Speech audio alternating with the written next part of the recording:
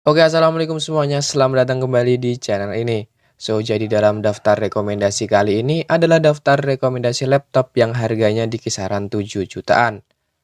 Langsung saja ini dia daftar yang pertama dari daftar rekomendasi kali ini.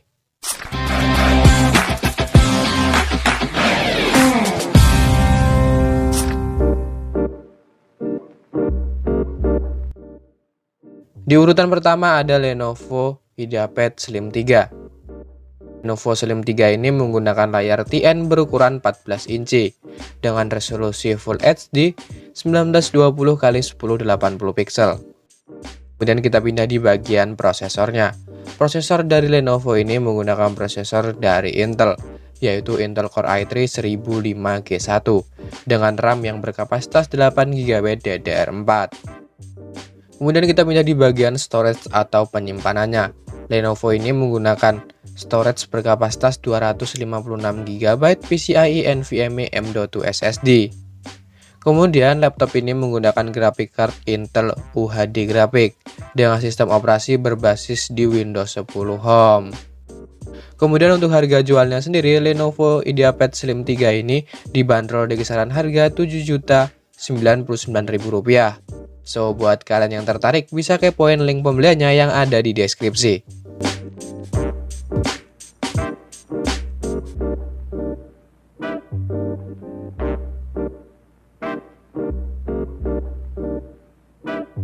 Di urutan kedua ada HP 14S FG0020AU. HP 14S ini menggunakan layar IPS berukuran 14 inci dengan resolusi Full HD 1920x1080 pixel. Kemudian kita pindah di bagian prosesornya. Prosesor dari HP 14S ini menggunakan prosesor dari AMD, yaitu AMD Ryzen 3 3250U. Menggunakan RAM berkapasitas 8GB DDR4. Kemudian untuk penyimpanan atau storage-nya, HP 14S ini menggunakan storage berkapasitas 512GB PCIe NVMe M.2 SSD. Soal graphic card-nya, HP 14S ini menggunakan graphic card AMD Radeon Graphic dengan sistem operasi yang berbasis di Windows 10 Home. Untuk harga jualnya sendiri, HP 14S ini dibanderol di kisaran harga Rp7.199.000. Buat kalian yang tertarik bisa kepoin link pembeliannya yang ada di deskripsi.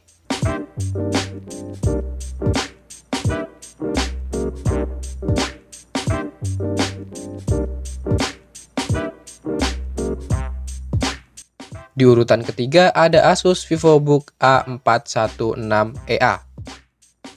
Asus VivoBook ini menggunakan layar IPS berukuran 14 inci dengan resolusi Full HD 1920x1080 pixel. Kemudian kita pindah di bagian prosesornya. Prosesor dari Asus ini menggunakan prosesor dari Intel, yaitu Intel Core i3 115G4 dengan RAM yang berkapasitas 8GB DDR4.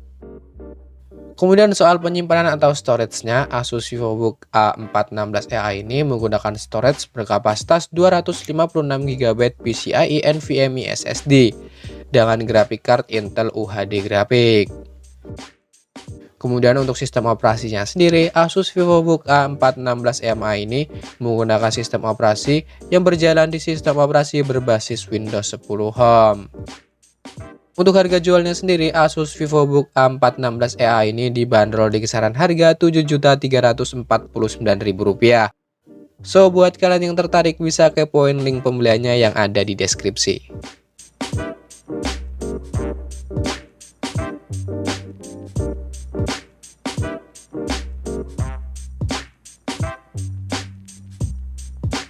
Di urutan keempat ada Asus A416JP.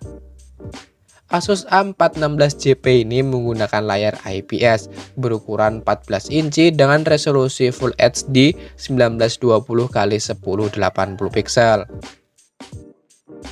Kemudian kita pindah di bagian prosesornya. Prosesor dari Asus A416JP ini menggunakan prosesor dari Intel, yaitu Intel Core i3 1005G1 dengan RAM yang berkapasitas 8GB DDR4. Soal penyimpanan atau storage-nya sendiri, Asus A416JP ini menggunakan storage berkapasitas 512 GB PCIe SSD. Kemudian untuk grafik card-nya sendiri, Asus A416JP ini menggunakan grafik card Nvidia MX 330 2 GB.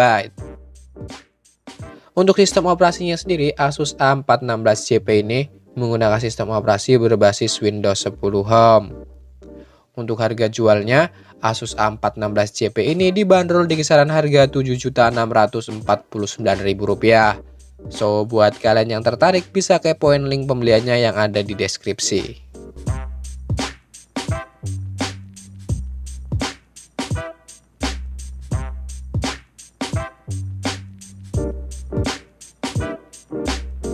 Di urutan kelima ada Asus VivoBook A416CA.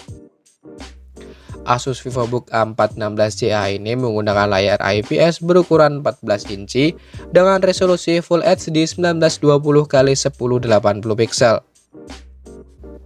Kemudian kita pindah di bagian prosesornya. Prosesor dari Asus VivoBook A416CA ini menggunakan prosesor dari Intel, yaitu Intel Core i3 1005G1 dengan RAM yang berkapasitas 8GB DDR4. Soal penyimpanan atau storage-nya, Asus VivoBook A416CA ini menggunakan storage berkapasitas 512GB NVMe SSD.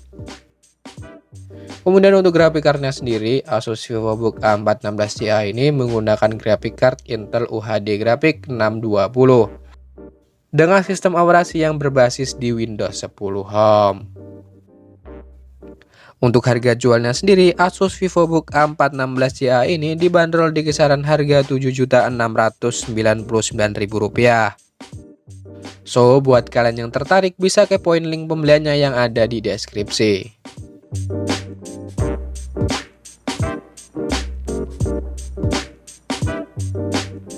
Oke guys, sekian dulu untuk video kali ini. Semoga video kali ini bisa menambah informasi pengetahuan kalian tentang dunia teknologi.